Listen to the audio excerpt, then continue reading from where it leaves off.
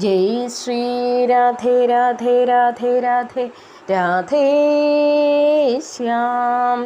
എല്ലാ സജ്ജനങ്ങൾക്കും നമസ്കാരം. ഗർഗസംഹിതയിലെ ഗോലോകഖണ്ഡത്തിലെ അധ്യായം 9 വസുദേവ ദേവകി വിവാഹമാണ്. ഇവിടെ നാരദ മഹർഷി കഥ പറഞ്ഞ് കൊടുക്കുന്ന രൂപത്തിലാണ് അധ്യായങ്ങൾ വിശദീകരിക്കുന്നത്. ഏകദേശം 5200 വർഷങ്ങൾക്ക് മുമ്പ് ശ്രേഷ്ഠ മഥുരാപുരിയിലെ പരമസുന്ദര രാജഭവനത്തിൽ നമ്മുടെ ഗർഗ മഹർഷി എത്തിച്ചേർന്നു. അദ്ദേഹം ജ്യോതിശാസ്ത്രത്തിൽ മഹാവിദ്വാനായിരുന്നു. ശ്രേഷ്ഠരായ മുഴുവൻ യാദവരും ശൂരസേനൻ്റെ ഇച്ഛയനുസരിച്ച് ഗർഗ മഹർഷിയെയാണ് അവരുടെ പുരോഹിത സ്ഥാനത്ത് പ്രതിഷ്ഠിച്ചിട്ടുണ്ടായിരുന്നത്. മഥുരാപുരിയിലെ പ്രവേശനദ്വാരത്തിൽ സ്വർണ്ണ കവാടങ്ങളാണ് ഉണ്ടായിരുന്നത്. അതിനു മുകളിൽ മുത്തുകളും പതിപ്പിച്ചിട്ടുണ്ടായിരുന്നു. രാജദ്വാരത്തിൽ വലിയ ആനകളുണ്ടായിരുന്നു. ആനയുടെ മുകളിൽ കൂടി വണ്ടുകൾ പറന്ന് നടക്കുന്നുണ്ടായിരുന്നു. ആ രാജകവാടങ്ങൾ കോലാഹല പൂരിതമായിരുന്നു. അനേകം മണ്ഡപ സമൂഹങ്ങൾ ആ രാജമന്ദിരത്തിൻ്റെ ശോഭ വർദ്ധിപ്പിക്കുന്നുണ്ടായിരുന്നു. വലിയ വലിയ ഉദ്ഭട വീരന്മാർ കവചങ്ങളും വില്ലുകളും വാളുകളും ഒക്കെ എടുത്തിട്ട് ആ രാജഭവനം എപ്പോഴും സംരക്ഷിച്ചു പോന്നു. രഥം, ആന, കുതിര, കാലാൾപ്പട എന്നിവയാലും മണ്ഡലികളാലും കാത്തുരക്ഷിക്കപ്പെട്ട ആ രാജഭവനം എപ്പോഴും സുരക്ഷിതമായിരുന്നു. മുനിവരനായ ഗർഗൻ രാജഭവനത്തിൽ പ്രവേശിച്ച് ഇന്ദ്രൻ്റെ സിംഹാസനം പോലെയുള്ള ഉന്നതമായ സിംഹാസനത്തിലിരിക്കുന്ന ഉഗ്രസേന മഹാരാജാവിനെ കണ്ടു. അക്രൂരനും ദേവകനും കംസനും അദ്ദേഹത്തിൻ്റെ അംഗരക്ഷകരായിട്ട് ഒപ്പം ഉണ്ടായിരുന്നു. മുനി വന്നത് കണ്ടിട്ട് ഉഗ്രസേന മഹാരാജാവ് പെട്ടെന്ന് ചാടി എഴുന്നേറ്റു. അദ്ദേഹം മറ്റ് യാദവന്മാരോടൊപ്പം ഗർഗമുനിയെ പ്രണമിക്കുകയും സുഭദ്ര പീഠത്തിലിരുത്തി വേണ്ടും വണ്ണം പൂജിക്കുകയും ചെയ്തു. അതിനുശേഷം ഗർഗമുനി നീതിഷ്ഠനായ ദേവകനോട് പറഞ്ഞു, താൻ വളരെ നാളായി എല്ലാ ദിക്കിലും ചുറ്റിത്തിരിഞ്ഞ് നടന്നുകൊണ്ട് പല കാര്യങ്ങൾ ആലോചിക്കുകയാണ്. തൻ്റെ ദൃഷ്ടിയിൽ വസുദേവനെ കൂടാതെ ഭൂമണ്ഡലത്തിൽ നരേശന്മാരിൽ വേറെ ആരും ദേവകിയുടെ യോഗ്യവരനായിട്ട് ഇല്ല എന്നാണ് മനസ്സിലാക്കിയിട്ടുള്ളത്. അതിനാൽ രാജാവിനോട് പറയുകയാണ്, വസുദേവന് ദേവകിയെ കല്യാണം ചെയ്തു കൊടുക്കൂ എന്ന്. അത് കേട്ടപ്പോൾ ഗർഗമഹർഷിയുടെ നിർദ്ദേശം ശിരസാ വഹിച്ചുകൊണ്ട് ശ്രേഷ്ഠനായ വസുദേവൻ കല്യാണ നിശ്ചയത്തിന് വേണ്ടി മധുപർക്കം അയക്കുകയും ഗർഗമുനിയുടെ ഇഷ്ടമനുസരിച്ച് മംഗളാചാരം കഴിഞ്ഞ് ദേവകൻ ദേവകിയെ വസുദേവന് വിവാഹം ചെയ്തു കൊടുക്കുകയും ചെയ്തു. വിവാഹം കഴിഞ്ഞ് യാത്രയയപ്പ് നടക്കുമ്പോൾ വസുദേവൻ കുതിരകളാൽ സുശോഭിതമായ അത്യന്ത സുന്ദരമായ രഥത്തിൽ സ്വർണ്ണ നിർമ്മിതവും രത്നമയവുമായ അംഗഭൂഷണങ്ങളുടെ ശോഭയാൽ സമ്പന്നമായ നവവധു ദേവകരാജകന്യാദേവിയുടെ ഒപ്പം ഇരിക്കുകയായിരുന്നു. വസുദേവനോട് കംസന് സ്നേഹവും കൃപാഭാവവും ഉണ്ടായിരുന്നു. അദ്ദേഹം തൻ്റെ സഹോദരിയോട് അത്യന്തം പ്രിയം കാണിക്കാനായി ചതുരംഗിണി സേനയോടൊപ്പം വന്ന് പുറപ്പെടാൻ പോകുന്ന രഥത്തിൻ്റെ കുതിരയുടെ കടിഞ്ഞാൺ സ്വന്തം കയ്യിലെടുത്തുകൊണ്ട് രഥം ചലിപ്പിക്കാൻ തുടങ്ങി.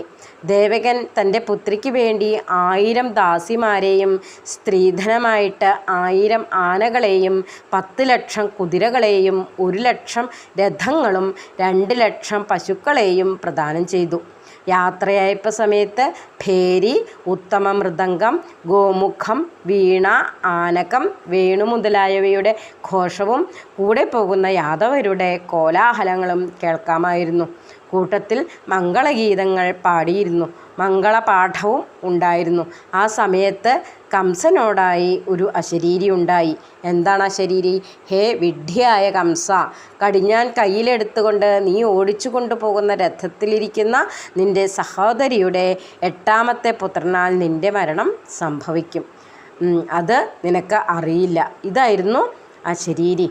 കംസൻ മിക്കവാറും ദുഷ്ടന്മാരുടെ സുഹൃത്തായിരുന്നു. സ്വഭാവത്തിലും കംസൻ അത്യന്തം ദുഷ്ടനായിരുന്നു. ലജ്ജ കംസനെ തൊട്ടിട്ടേയില്ല. നിർദ്ദയനായതുകൊണ്ട് ഏത് ഭയങ്കര കർമ്മം ചെയ്യാനും കംസന് മടി ഉണ്ടായിരുന്നില്ല. അതിനാൽ കംസൻ ഒട്ടും മടിയില്ലാതെ ഇരുതലമൂർച്ചയുള്ള തൻ്റെ വാൾ വലിച്ച് ഊരുകയും തൻ്റെ സഹോദരിയുടെ കഴുത്ത് പിടിച്ചുകൊണ്ട് കൊല്ലാൻ ഒരുങ്ങുകയും ചെയ്തു.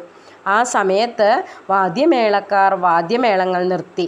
മുമ്പിലുണ്ടായിരുന്നവർ ഞെട്ടലോടെ പിന്നോട്ട് നോക്കി. എല്ലാവരുടെയും മുഖത്ത് ശോകം പരന്നു. അപ്പോൾ സത്പുരുഷന്മാരിൽ ശ്രേഷ്ഠനായ വസുദേവൻ കംസനോട് പറഞ്ഞു, ഭോജേന്ദ്ര, താങ്കൾ ഈ വംശത്തിൻ്റെ പ്രശസ്തി പരത്തുന്നവനാണ്. ഭൗമാസുരൻ, ജരാസന്ധൻ, ബകാസുരൻ, വത്സാസുരൻ, ബാണാസുരൻ മുതലായ മുഴുവൻ യോദ്ധാക്കളും താങ്കളോട് യുദ്ധം ചെയ്യാൻ വന്നെങ്കിലും അവരെയെല്ലാം താങ്കൾ പരാജയപ്പെടുത്തുകയും അവരെല്ലാം താങ്കളെ പ്രശംസിക്കുകയുമാണ് ഉണ്ടായത്. അങ്ങനെയുള്ള താങ്കൾ എങ്ങനെയാണ് വാളെടുത്ത് സ്വന്തം സഹോദരിയെ വധിക്കാൻ ഒരുങ്ങുന്നത്? ബകാസുരൻ്റെ സഹോദരി പൂതന താങ്കളുടെ അടുത്ത് വന്ന് യുദ്ധത്തിന് തയ്യാറായെങ്കിലും സ്ത്രീ ആയതുകൊണ്ട് രാജനീതിക്ക് അനുരൂപമായി പൂതനയോട് യുദ്ധം ചെയ്യേണ്ടതില്ല എന്ന് പറയുകയല്ലേ ചെയ്തത്? ശാന്തി സ്ഥാപിക്കാൻ വേണ്ടി താങ്കൾ പൂതനയെ സഹോദരി തുല്യയായി കരുതി ഒഴിവാക്കി. എന്നാൽ ഇത് താങ്കളുടെ സാക്ഷാൽ സഹോദരിയാണ്. ഏത് കാരണത്തിലാണ് താങ്കൾ ഈ അനുചിതമായ കൃത്യത്തിന് മുതിർന്നത്?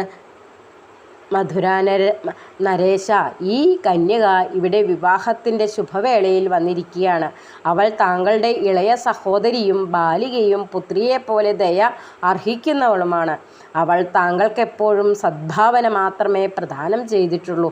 അതിനാൽ അവളെ വധിക്കുന്നത് താങ്കൾക്കൊരിക്കലും ഉചിതമാവില്ല. താങ്കളുടെ ചീത്ത പ്രവൃത്തി എപ്പോഴും ദീനദുഃഖിതരുടെ ദുഃഖം ദൂരീകരിക്കുന്നതിനാലാണ് മുഴുകിയിട്ടുള്ളത്.